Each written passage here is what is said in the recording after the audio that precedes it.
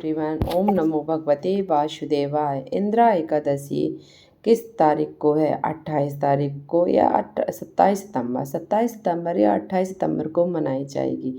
इंदिरा एकादशी का प्रारंभ समय 27 सितंबर 2024 को दोपहर 1:20 से प्रारंभ होगी और 28 सितंबर दोपहर 2:49 पर समाप्त होगी।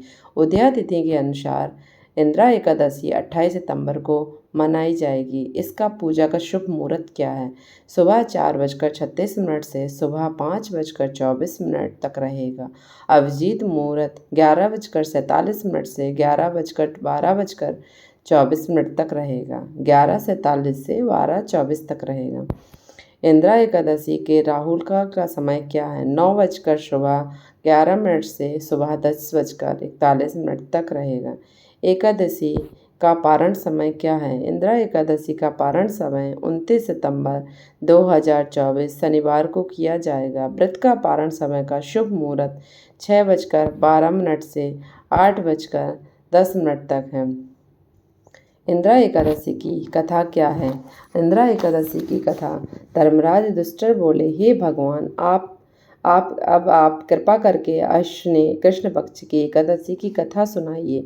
इसका क्या नाम है तथा इसकी विधि और फल क्या है, तो आप बताइए। श्री कृष्ण बोले, हे राजश्रेष्ठ, इस एकादशी का नाम इंदिरा एकादशी है। इस एकादशी पापों को नष्ट करने वाली तथा पितरों को अधोगति से मुक्ति दिलाने वाली एकादशी है।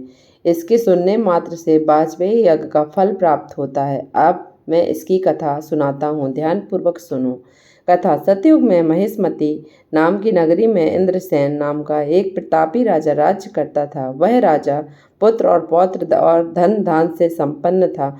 विष्णु का परम भक्त था। एक दिन जब राजा सुखपूर्वक अपनी सभा में बैठा था तो आकाश मार्ग से महर्षि नारद उतरकर उनकी सभा में आए। राजा देखते ही हाथ जोड़कर खड़े हो गए और विधि पूर्वक आसन पर व अर्घ किया। अब तब महर्षि नारद ने राजा से पूछा, हे राजन, आपको सातों अंग कुशलता पूर्वक तो हैं, तुम्हारी बुद्धि धर्म में और तुम्हारा मन विष्णु भक्ति में तो रहता है। देवर्षि नारद की ऐसी बात सुनकर राजा ने कहा, हे महर्षि, आपकी कृपा से मेरे राज्य में सब कुशल है तथा मेरे राज्य में एक आदि कर्म फल हो रहे हैं। आप कृपा करके अपने आगमन का कारण बताइए। तब नारद जी कहने लगे, राजन, मुझे महान आश्चर्य हो रहा है कि एक समय जब मैं ब्रह्मलोक में यमलोक को गया था तब वहाँ यमराज की सभा में मैंने महान ज्ञानी और धर्मात्मा तुम्हारे पिता को बैठे देखा। मुझे बताया गया कि वह एकादशी का व्रत भंग होने के कारण यमलोक में है। तब उन्होंने जो संदेश दिया है सो मैं तुमसे कहता हूँ। उन्होंने कहा कि पूर्व जन्म में कोई विघ्न हो जाने के कारण मैं यमराज के निकट रह रहा हूँ। यदि मेरा पुत्र इंद्रसेन अश्विनी कृष्ण इंदिरा एकादशी का व्रत करे और उसका फल मुझे अर्पित करे तो मुझको स्वर्ग की प्राप्ति हो सकती है। तब राजा कहने लगा कि हे मुनिवर, आप कृपा करके इस व्रत की विधि विधान मुझे बताइए, मैं उसकी मुक्ति का उपाय अवश्य करूँगा। इस पर नारद जी ने बताया, हे राजन, अश्विन माह की कृष्ण पक्ष की दशमी के दिन प्रातःकाल श्रद्धापूर्वक स्नान आदि निवृत्त होकर श्रद्धापूर्वक पितरों का श्राद्ध करें तथा एक बार भोजन करें एवं रात्रि में भूमि में शयन करें। प्रातःकाल होने पर एकादशी के दिन स्नान करें। फिर व्रत के नियमों को भक्तिपूर्वक ग्रहण करते हुए संकल्प करें कि मैं आज संपूर्ण तप निष्ठा के साथ भोगों को त्याग कर निराहार एकादशी का व्रत करूँगा। ये अच्युत है, पुंडरीकाक्ष मेरी रक्षा करें। इस प्रकार नियम पूर्वक शालिग्राम की मूर्ति के आगे विधि पूर्वक श्राद्ध कर योग्य ब्राह्मणों को फलाहार कर भोजन कराएं और दक्षिणा दें। पितरों के श्राद्ध से जो बच जाए उसको गाय को खिलाएं।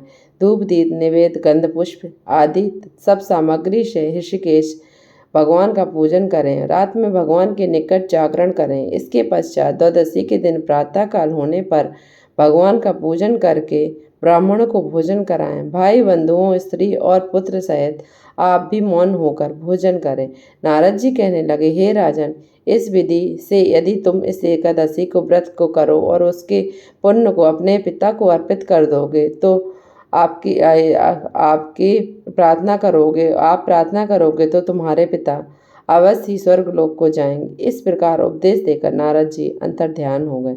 नारद जी की कथा अनुसार राजा द्वारा इंद्र एकादशी आने पर उन्होंने बंधु सहित व्रत करने से आकाश से पुण्य वर्षा हुई और राजा के पिता गरुड़ पर चढ़कर विष्णु लोक को गए। राजा इंद्रसेन भी एकादशी के व्रत के प्रभाव से निष्ठक राज करके अंत में समय स्वर्गलोक प्राप्त हुए। भगवान श्री कृष्ण कहने लगे, हे दुष्टों, यह इंद्र एकादशी के व्रत का महत्व मैंने तुमसे कहा। इसके पढ़ने या सुनने से मनुष्य को सब पाप नष्ट हो जाते हैं और सब प्रकार के भोगों को भोग कर अंत में वैकुंठ को प्राप्त होते हैं। फलहार इस दिन तिल गुड़ का सागर होता है। इसमें तिल गुड़ से बने पदार्थ, दूध, फल, मेवा आदि का सेवन करना चाहिए। जय बोलो एकादशी मैया की जय, बोलो विष्णु भगवान की जय, लक्ष्मी नारायण भगवान की जय। इस तरह से एकादशी कथा संपन्न हुई है। अगर आप एकादशी व्रत रहते हैं तो कथा अवश्य करिए। नहीं मिलती तो आप यूट्यूब, गूगल से सर्च करके कथा ज़रूर करिए और इस दिन अच्छे से पूरा दिन व्रत करिए, भगवान का स्मरण करिए। ओम नमो भगवते वासुदेवाय। इस दिन आप दीपदान करिए, जो भी आपको दान पड़े वो दे दीजिए, गरीबों को दान में देना हो वो दीजिए। इस तरह से आप अपना पूरा दिन व्रत करके अच्छे से समय व्यतीत करें।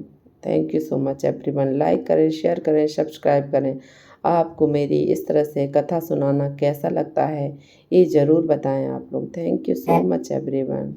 समय क्या है एक बार फिर से सुन लीजिए आप लोग। इसका पारण समय 29 सितंबर शनिवार को सुबह 6:12 से 8:35 तक रहेगा। मैंने स्टार्टिंग में 11 मिनट कह दिया था, सॉरी। 8:35 तक पारण समय रहेगा। इस तरह से आप इस समय पे आप अपना पारण करिए, तभी एकादशी पर व्रत का फल प्राप्त होता है। Thank you so much everyone. Like करें, शेयर करें, सब्सक्राइब